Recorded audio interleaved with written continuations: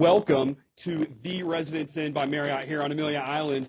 My name is Justin Taylor. I wear several hats. One is Director of Sales and Marketing here at the hotel. So I certainly appreciate Blaise and his team being here, and this is great. So welcome to this press conference. But I got to tell you, I got to really talk very highly about the team here at the hotel and this property.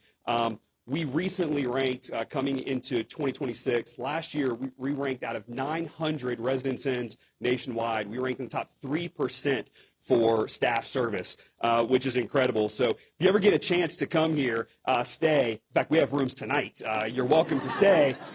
We can certainly take care of you. But that's a direct reflection of the people that we have here on our team. That said, one thing that we consistently remind our team of is that no matter how well you're doing, there's always room for improvement. And we rely on our guests and our community to really help us in those efforts. I do real quick, because I look out there and I see one with a badge. I want to recognize our elected officials that we have here. I know Joe Zimmerman on the school board, Dr. Kathy Burns, superintendent, here representing our A-rated #1 in the state school district. Of course, I see Sheriff Leeper in the back. Thank you for everything you do to keep us safe. And I've got to recognize he's chair of our party. He's also vice mayor of the city of Fernandina Beach, and the one person who stood up against paid parking, Darren Askew.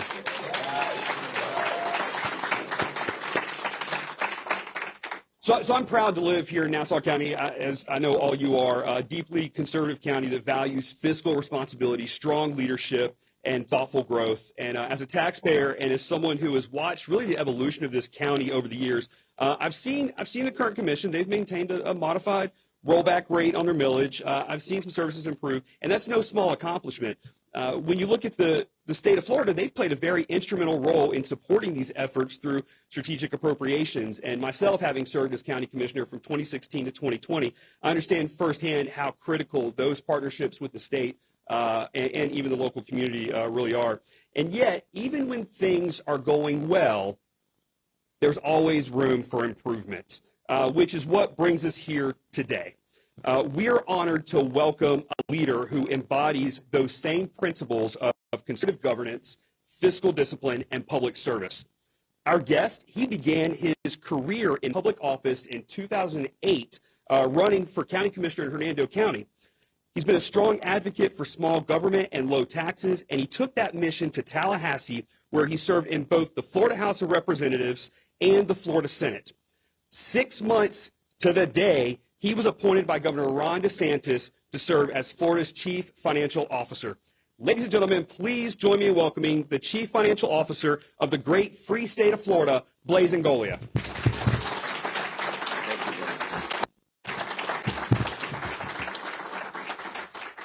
So actually, is that true? Is it 6 months today? Well, happy 6-month birthday to me. I did not know that. So first, I want to thank you guys for coming here today. I'd like to thank the press for coming here so we can do this presentation. As you know, I have been across the state on what we're calling the Fiscal Accountability Tour. Being in Tallahassee and looking at local governments, there's a lot of people that are protecting corporate interests. There are a lot of people protecting government interests, but there are very few people actually protecting the taxpayer interest. And as your CFO, one of the things that I have promised to do is be a taxpayer advocate. And that's one of the big reasons why we are here today. Now, I will tell you that we are not here under great circumstances, because I think some of the information we're going to present here will be a little sobering and should present an opportunity for the county, in my opinion, to do better in making sure that we are delivering on the promise of a smaller and more accountable government. But before we start, I do want to recognize somebody who is very near and dear to my heart. I love this man, and I love everything that he does for our community. Sheriff Leeper, thank you for being here this evening.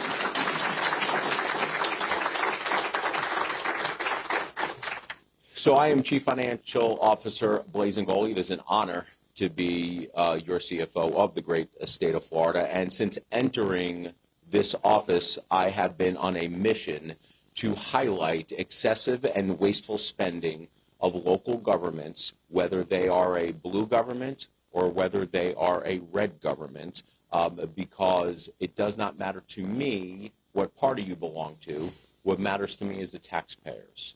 So if you are a red government that is overspending or a blue government that is being fiscally responsible, you're going to hear from me. Most of them, unfortunately, are bad news. Not so much good news, but there are pockets of good news. And I'm just going to say this and lay this predicate before we go into the presentation and continue, is that there have been some red counties that have not been very fiscally responsible with your money, and I have called them out. And the media loves to spin the narrative that we are doing this exercise to only criticize blue counties. But I will tell you that what we have seen so far, this is now the 12th local government that we have reviewed, that, believe it or not, the city of Orlando, which is a blue area, blue mayor, very heavily Democrat, has shown the most fiscal restraint. Now, the media doesn't like that because it actually validates that our methodology is accurate and correct. Just want you to keep that in mind as we go through these numbers. So we are here today in Nassau County, which is a red county. So I'm just going to say this, and I'm going to say this up front, is that we all need to do better when it comes to delivering on the promise of affordability, because it is going to be on the ballot in November 26th, and it's going to continue being on the ballot. As people move to the great state of Florida, there's going to be a greater demand for housing, which means property values are going to go up over time, and so will property taxes. We need constitutional constraint to hold local governments accountable and force them, unfortunately, into spending within their means and not using you guys as a piggy bank, because that's what government has been doing since the dawn of time. And it will not happen on my watch. I'm going to spend another 8 years in this office, and my promise to you is I'm going to wake up every day making sure that I look out for you. But we are here today in these exercises to show that property tax reform is needed, property tax reform is wanted, and tax reform is absolutely 100% possible. So far, across 11 local governments that we have done this exercise with, we have uncovered $1.86 billion in wasteful, excessive spending in just those 11 governments, just in the 2024-2025 election cycle. That is not a cumulative total. That is a running total for just 1 year. That is $1.86 billion with a B, and that belongs in the bank accounts and the wallets and the purses of the taxpayers, not of government. That is $1.86 billion worth of property tax cuts that could have been easily made with zero cuts to service. Now, I want to be clear on this, especially to the people listening in the back and the media. Local governments, we said this from the beginning, they're going to try and excuse away their spending practices. And they are going to try to convince you, the taxpayers, that they need every single dollar to run their government. I'm here to tell you that is not true. That is scare tactics. Because we have been here before, 20 years ago when we had a property tax revolt. We are going through the same thing again. They are going to use the boogeyman of saying that there will be long 911 wait times, not being able to hire fire, not be able to hire police, and they're going to have to eliminate government services. That is also not true. They are going to wage a PR campaign. You guys might have already seen this, and you will continue seeing this ramping up until the November 26 election this year. They are going to wage a PR campaign against you, the people who are funding the excesses of government, saying that you are wrong, that they are right. They are not right. You are right. Government has grown way too quickly, way too fast, and has become a burden on property tax owners here in the state of Florida. The first role of government is to protect its people. That's why this is not true. So the very first thing that governments should be funding are fire and police. So when they try to use the scare tactic saying that we're going to have to cut fire and police, that's not accurate. Because if they say that, then that is a tacit admission to saying that that's the last thing that they look at funding. It should be the first thing that they should be looking at funding, not the bloat and the excesses of the administrative state, which is what government has become, especially over the last 5 years. When local governments come out and say they were going to have to cut fire and police, that is just absolutely flat wrong. Now, local governments are going to come out and try to refute our numbers. They can't. They try to excuse it away, but they can. In fact, we've gotten some letters from local government leaders trying to explain, and I honestly call them back and I say, do you guys even know how local government budgets work at all? I mean, some of them are administrators, some of them are county commissioners, some are city commissioners, and it's sort of quite mind-boggling to understand that they don't even know basic government budgeting. I've been doing this for about 20 years. I know the tricks, and we're going to expose those tricks all the way that we can. They're going to have their big government apologist opinion writers pen columns in their Sunday editorials trying to explain away the high taxes, explain away and make excuses for all this excessive spending. I want you to take a look at that board right there, because when we started this exercise, we started off in Hillsborough County, and we had predicted that stuff like this was going to come.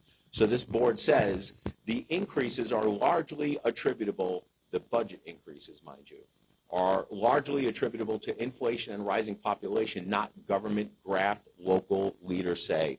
Tampa Bay Times, what we're here to call BS. That is absolutely not true.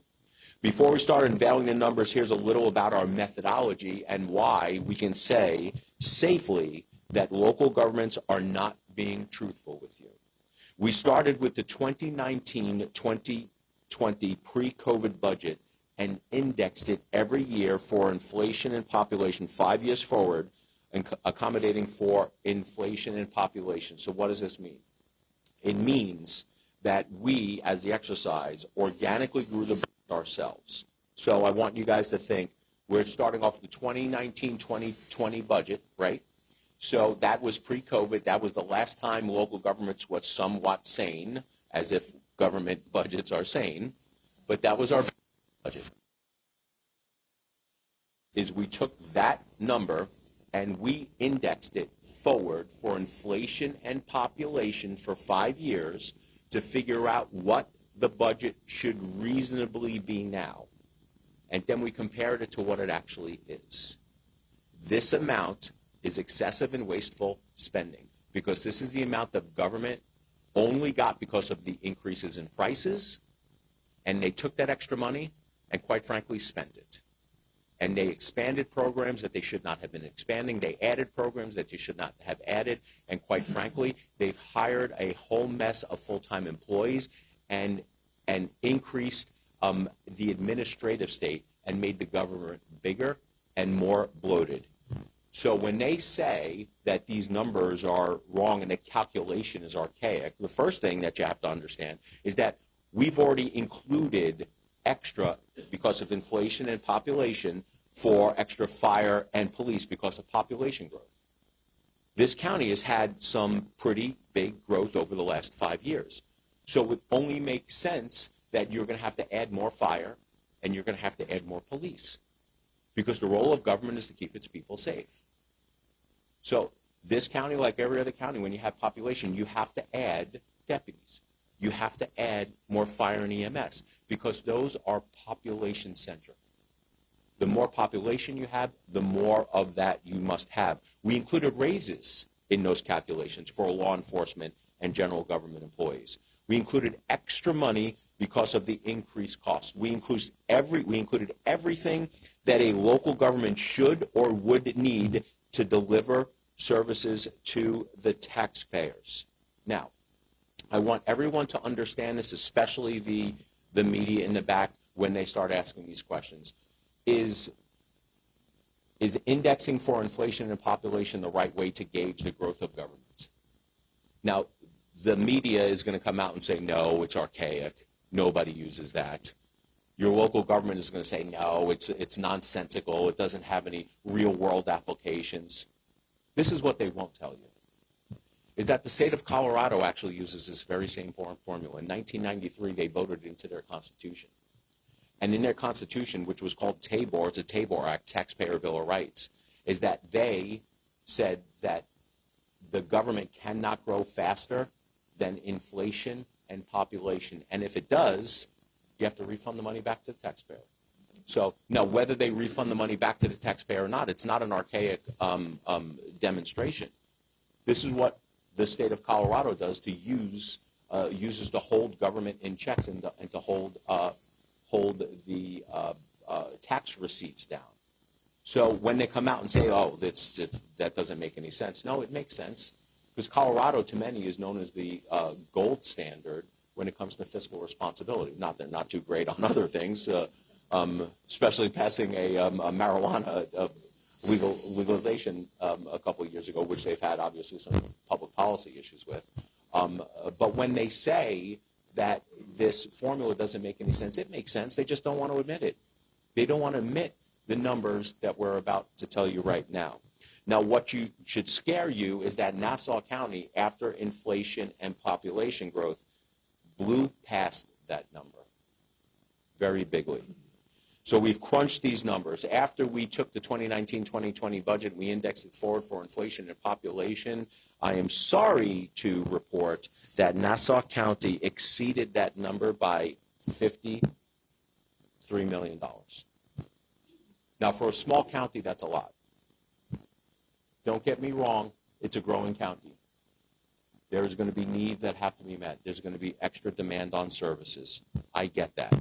They've had some pretty big population growth. I get that also.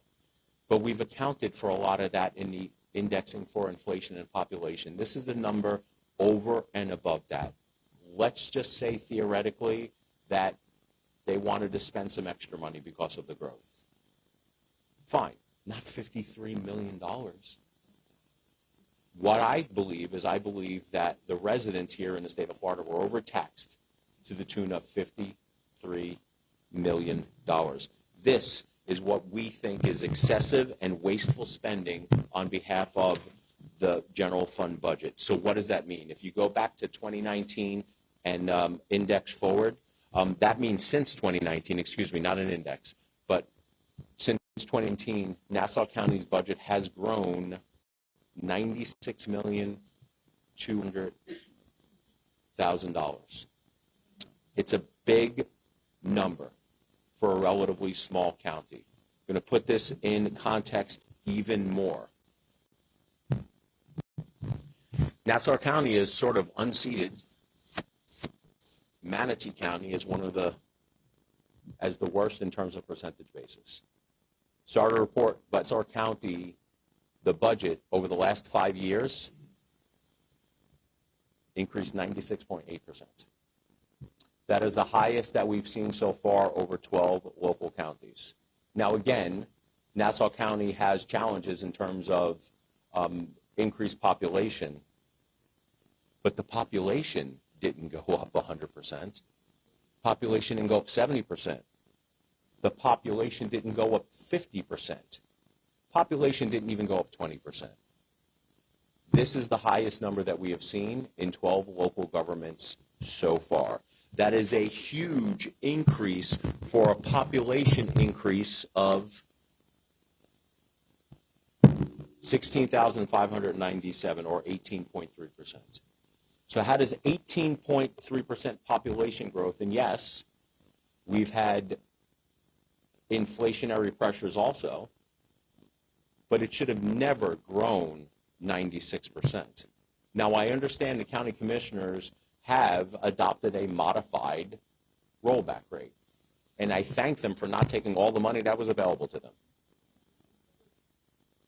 But in my book, you're either raising taxes, you're holding taxes steady, or you're cutting taxes. Modified rollback rate means we didn't raise the taxes as much as we could, but we raised them an awful lot. Unfortunately, that's what that number represents. So we're going to try to put this into a little bit of context so you guys can understand what that number means. That means for each new resident that moved into Nassau County, the budget went up around $5,800. For a family of 4 that moved into the county, the budget went up a little over $23,000. Think about that.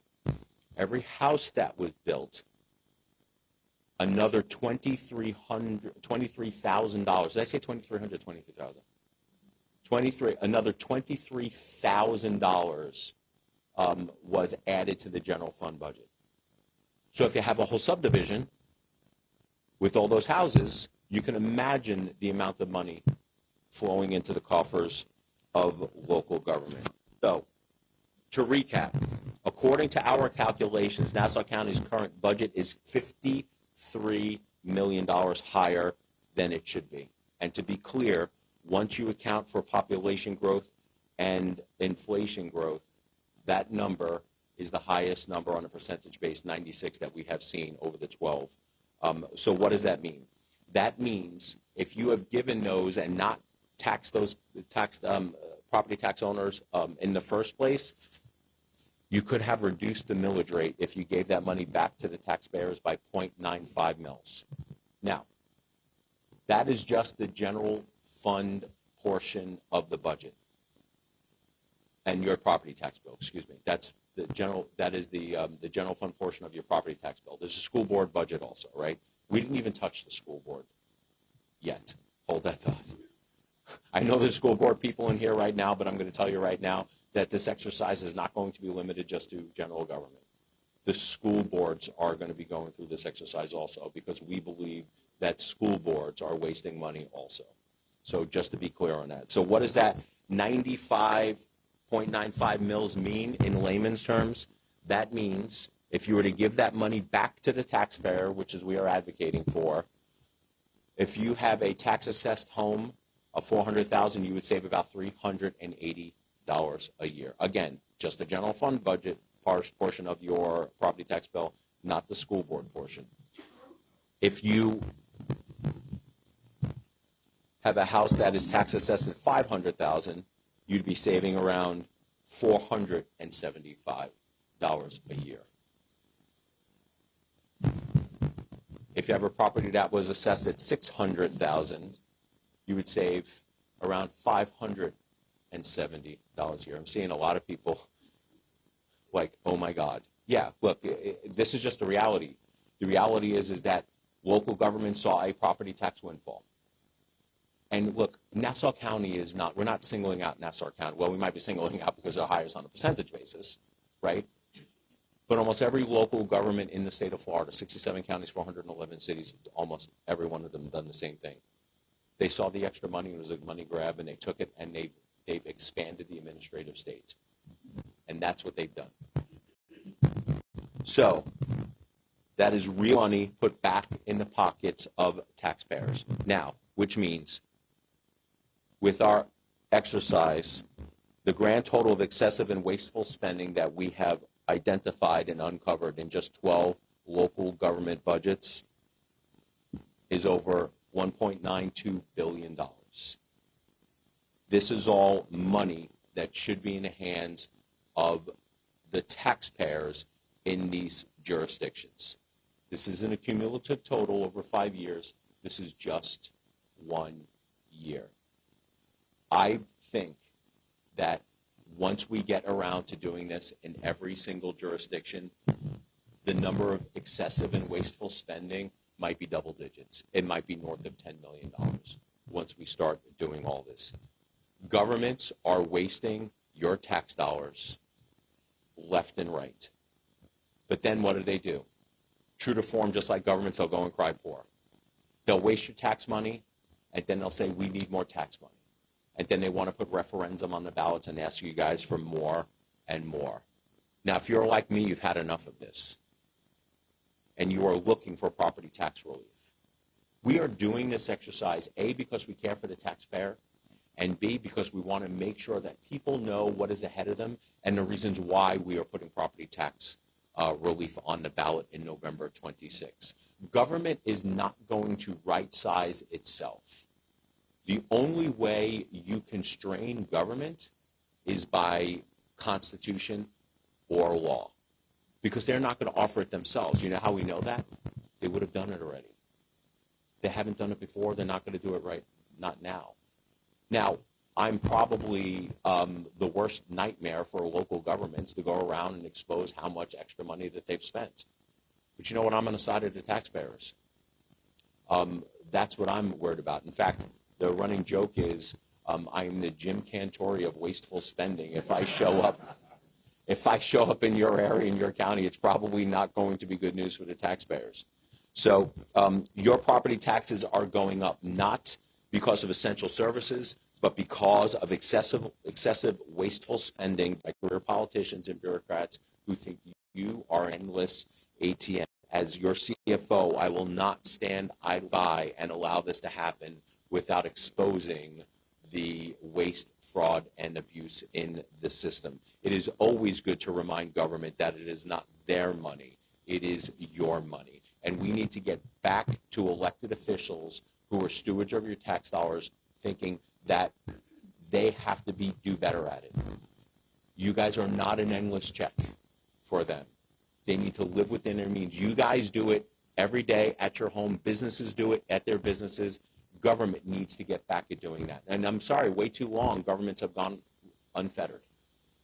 They just keep on doing it because they can get away with it. Well, I think the days of getting away with it, especially me in office, are over. But local governments are also tone deaf to what's going on.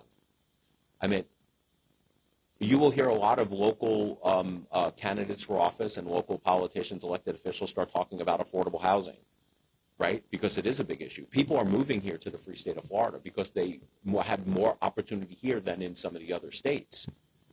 But the challenge that we have is making sure that we don't turn this state into New York or California in terms of taxes. But we're starting to see that right now. But local governments think that everything is fine. I don't think they're listening to the constituents. I'm sure the people in this room and some of the people listening to me in the back have emailed or had conversations with their county commissioners or city commissioners or mayors across the great state of Florida and said, what are you doing with our property taxes? Because they all talk about affordability, but when we show them that they can actually help the affordability crisis in the state of Florida by lowering their housing, by lowering their property taxes, they want everyone to do everything else except cut their own budgets. So what is that telling you? Is it lip service? Yeah, affordable housing, affordable housing. You can help with affordable housing. Cut people's property taxes. They're not interested in that. So every dollar that comes out of the system that goes into government means dollars that a new family starting off could probably use. I'd rather have the new family have that than have government have that money. They're going to spend it more wisely. A veteran who has served overseas in wars, I want to give those people breaks. I don't want them to take that veteran's money and put it into government. The administrative state is expanding rapidly here in the state of Florida. And when governments get bigger and more bloated, they become less responsive to people, and they eventually start taking away our freedoms as well as our money. Every day, the private sector learns to do without. It's time for government to do the same. Floridians have made it clear that they want property tax relief. They want help. They do not want to fund a big bloated budget. And we are going to deliver it for them on November 26th ballot. I do have some other comments about some other things. I will do that before I take questions. But now, while we're here, I would like to welcome Doug Wheeler, Director of the James Madison Institute. Doug.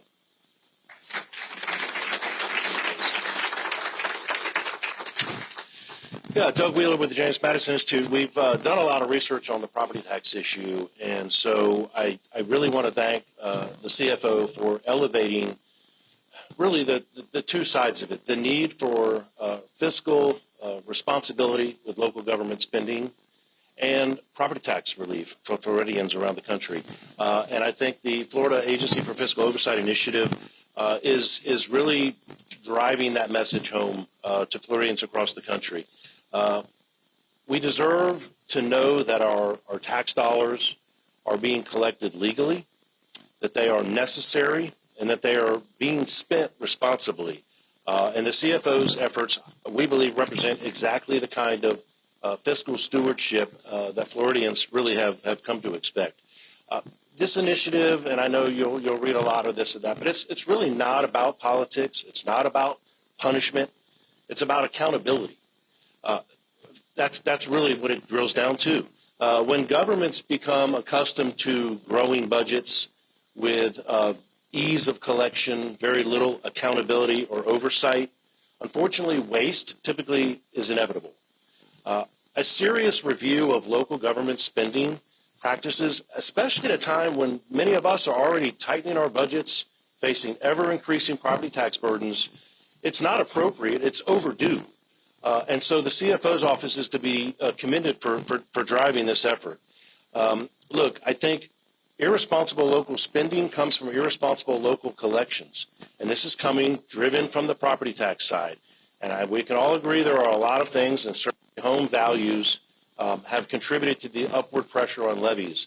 But to discard the fact that local spending is also a major driver is just simply disingenuous and absolutely not true.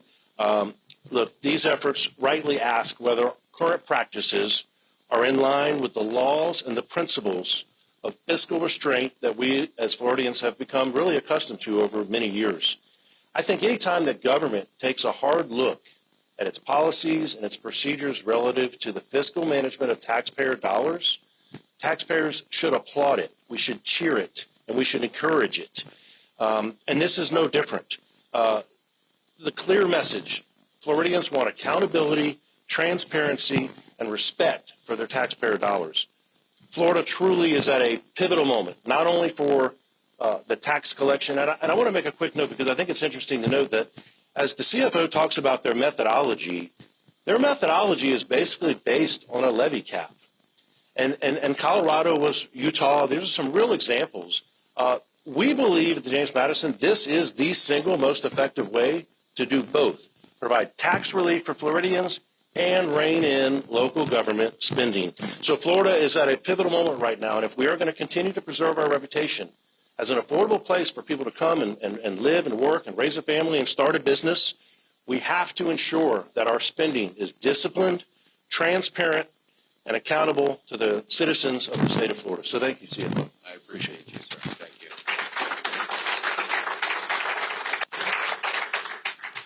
So I just want to piggyback off of what Doug said. So all the cameras, live stream, you're going to hear a lot from your local media if you haven't already before. This is the methodology that is best used to protect the taxpayer. They don't want to use this methodology because it benefits the taxpayer. So when you hear local government coming out and criticizing our methodology, when you hear the liberal media coming out criticizing our methodology,